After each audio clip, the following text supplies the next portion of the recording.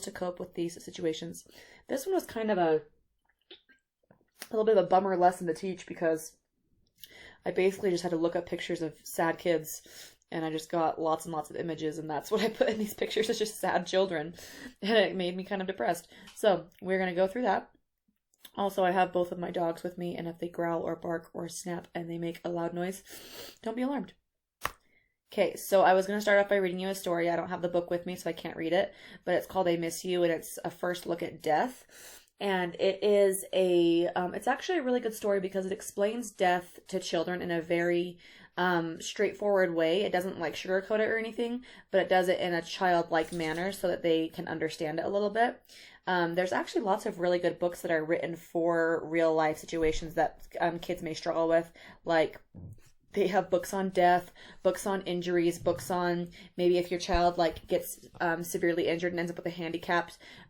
They have books about that. They have got books about divorce. They have books about like parents getting remarried. Like they have so many books that they write to help children kind of understand more serious situations and help them kind of go through it. So I was going to read the story to you, but I can't. So I just want to like make you aware though that in the future, if you ever have a really hard topic you have to talk to your child about, you may want to maybe do it in book form. It could help them a little bit. But what are some challenging situations that can cause stress in a child's life? I want you guys to think for a second. And think of what maybe could cause stress in a child's life, and then I'll kind of show them to you. A change in environment. This can be positive or negative, by the way. Even if a child has a positive move or a positive experience. Like as an example, my 7-year-old niece is moving schools next year because her parents moved houses during the school year, so she'll be in different boundaries for next school year, and she'll be going to a different school. And she's kind of really upset about it because she really likes her teacher in her school right now, and she has friends and stuff like that. It's not like it's going to be a bad situation for her, but it is going to cause her some stress. Change in routine. This can be positive or negative changes. If they end up with a handicap, a new baby comes into the family, that's a big deal. Starting school, grief, divorce, illness, moving, etc. There are tons of things that can cause stress in a child's life. What are some ways that your child could be telling you they're stressed? So they're not actually telling it to you. They're not coming out and they're saying, "Mom, Dad, I need help. I'm stressed out." They're showing you in different ways, and that you as the parent kind of pick up on and realize that something might be a little off in your child. They can start biting. Biting is a habit that is formed out of stress. Crying a lot. Power struggles. They fight with you a lot, and they become a lot more rebuttal. Wait, is that a word? I don't know. They become a lot more aggressive, and they become a lot more argumentative, and they're definitely struggling to kind of have the power and like feel like they are in control of the situation. Excessive attachment. They get very, very attached to you, almost to the point where it's a little weird. Like, I wouldn't say weird, but you can definitely tell, like, this doesn't seem normal the way this child's attached to me kind of thing. Like, they will never let you go. They'll be holding on to you constantly. It's just like, it's almost like a fear of like losing you type thing. Fears. They gain a lot more fears. They become more paranoid. Eating problems. They stop eating or they start eating more. Increased sensitivity. Things upset them really, really easily that didn't used to upset them. And then etc. There are lots of different ways that children can show their stress to without actually telling you they're stressed. How to help your child cope with challenging situations. Children can usually understand what is going on. They may not understand all the details, but they can definitely tell when there's tense situations and like their parents are hiding things from them and that kind of stuff. Kids pick up on that kind of stuff, and you need to be aware that you can't always hide things from your kids because they do sense moods. They sense the area. They can sense tense situations, things like that. So tell your child the truth of the issue in a calm, reassuring way. They may not need to know all the details, but enough that their imagination will not run away with false information. Like as an example, if you and their other parent are getting divorced, okay, say you're going through a divorce and you have to go and tell the kids, you may not want to tell the kids, "Oh, by the way, I'm divorcing Daddy because he has a massive gambling problem."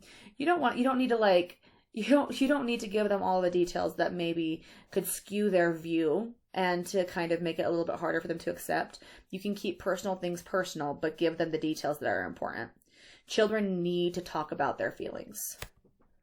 Children tend to need more help and support through issues than adults. And sometimes the support may need to come from an adult that is not involved in the situation. Meaning that if your child is struggling, you should look into lots of different avenues. Therapy can be one of them. Therapy can be so helpful. And especially childhood therapists, they can be very, very helpful to a child if they are struggling with certain things. Continue to take care of the child by providing daily exercise or movement, eating nutritiously, having leisure time, enjoying hobbies, adequate sleep or relaxation methods, talking about feelings, etc. Okay, so we'll talk about the 5 stages of grieving. This video is just a funny video that I found, and it's a little PG-13, but, it's if you want to watch it, you can. If you don't want to watch it, you don't have to. If you want to pause the video and highlight the link, you're more than welcome to open it and watch the video. Any videos that I have in this lesson, I'm not going to open because I don't want the video to stop. So if you would like to watch them, you know what to do. Also, if you're having a hard time highlighting, highlighting the link, you're more than welcome to do it in the PowerPoint. That will be published as well. You can go through the PowerPoint and click on the links. Have you ever lost something or someone, moved, or had an unexpected change in a situation? Okay, think about that for a second. Have any of those things ever happened to you that you can maybe recall or think about? Okay. Grief pertains to loss of any type. This can be a loss of an opportunity. Like opportunities missed, they maybe get cut from a team, or they don't do as well as they thought they would do. They didn't get a certain reward that they really tried to earn, that kind of stuff. Losing an important object, losing people or pets, and change. Okay, grief can be any of those types of things, and children will have to go through the 5 stages of grieving. Okay. So you have the 5 stages of grief, and this can take a different amount of times for every single person, depending on the severity of the situation and depending on the child and how they get through it. So you have to be very patient with children as they go through the 5 stages of grief. It's not like you'll be better in a month. It's fine. Just get through these 5 stages in the next month and you'll be good. The 5 stages of grief can take multiple months. They can even take years. It can take a long time for a child to get through those grieving process, those 5 stages. So your first stage is denial. It's where you deny feelings and experience feelings of shock, okay? If a child loses a parent and they hear about it for the very first time, they very, very quickly can go into denial. Like, they don't really believe it happened. And, or you guys have always experienced that time where, have you guys ever experienced something that's been traumatic and you think to yourself, it doesn't feel real. This just doesn't feel real. And then, finally something happens and you're like, oh, this is real. This is their new reality, that kind of stuff. That stage where you're not believing it's real and you don't feel like it's real, that's denial. You're trying to deny your feelings. Stage 2 is anger. It's where you blame someone or something for what they did to cause this. Okay, you get very, very angry and you are very mad at the world. If you're religious, a lot of the times people get mad at God. Get mad at someone who caused it. You get mad at lots of different things. Okay, so anger is a stage that gets passed around to a lot of different people. Stage 3 is guilt. You blame yourself for something you did in the last few months to cause this. And this is the really, really dangerous stage to be in because it's just not good for you. It's not good for the kids. It's not good when you start to blame yourself for something that nothing could have prevented it. But it's definitely very normal though. You start to think about what did I do? Say as an example, if a child loses their childhood dog gets hit by a car, they'll start to think oh, it was my fault. If I would have made sure he was on a leash or made sure I was home at that time or that kind of stuff. They start to think about if I would have done certain things, then it wouldn't have happened. Stage 4 is bargaining. It's where you begin to bargain with other people or with God to not let it happen. You start to beg. I remember, I was probably 11 years old and I had a dog, okay? And my dog had gotten into rat poison. And I remember I was just I was beside myself because I'd always heard that if a dog gets into rat poison, they're going to die, okay? And so I was traumatized. I was freaking out that my dog had gotten into rat poison. And I was having an hysterical mental breakdown that my dog had gotten into rat poison. And I remember I sat there and I just looked up and I was like, God, if you save my dog, I will never ask for anything again in my entire life. I'm 11. Like, I'm probably going to have a lot of times where I'm probably going to ask God for something in my future. But at that moment, I was willing to bargain everything I had or everything I ever possibly needed or anything that I would want from God in the future to save my dog at that moment. Don't worry, my dog did not die. But it was like, that's what like bargaining is like you begin to like, you beg and you make unrealistic promises, unrealistic expectations to like have someone meet you on the other side and kind of save the situation. And then stage 5 is acceptance. It's where you begin to come to terms, you move on, and you adjust to the change. Like I said, guys, this, depending on the severity of the situation, it can take a long time to get through the stages of grief. So like versus if a child loses their favorite pet, that's going to take them a little bit to get over, okay?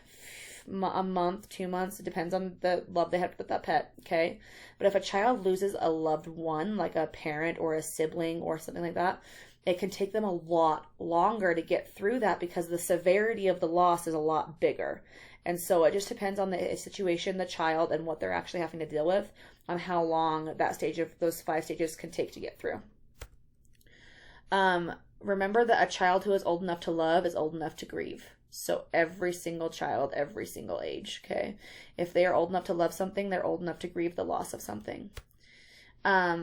Remember that there are certain different issues. There are a lot of different issues that children might face. We'll talk about financial issues, illness, or moving situations first. Children sense the change in actions and the tension associated with the situation. Tell the children about the situation so they have time to adjust to the events it will bring. Divorce. Reassure the child that they are still loved by both parents. The child should not be blamed for the divorce, and maintain as much stability in the child's life as possible, like the same school, the same home, same routine, etc. You don't want to completely uproot them in that moment because they're already going through a lot with the loss of having their parents not living under the same roof anymore. And so if they are then uprooted again, it can cause some severe emotional and damage to that child. Provide continuity in the child's daily schedule and situation. And children often believe that their parents will get back together again. So make sure that you don't feed that. Don't feed that hope for them. Parents should never belittle or badmouth one another in front of the kids. Something that very rarely happens in divorce, but it should be it should be a common rule.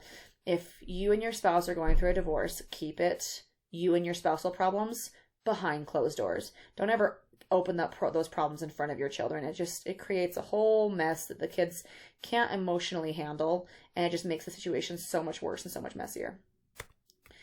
Specific effects of divorce on certain ages. If it happens to a preschooler, 2 to 5 years old, they have a major fear of abandonment. Okay, and they can suffer from sleep disturbances. Explain the custodial parent will always return. Okay, don't let them believe that because the parent left, that means they're never coming back. Hopefully that doesn't happen. But make sure that if you guys are going through a divorce, that both parents are still very involved in that child's life, so they still feel completely loved.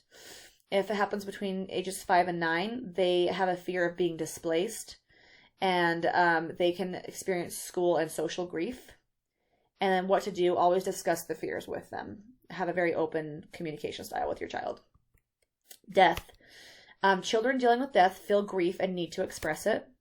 Help children understand that they will not die just because someone else has. That's a very common belief that children have, that they're next, okay? Like if something that they love died, that means it's going to happen to them as well.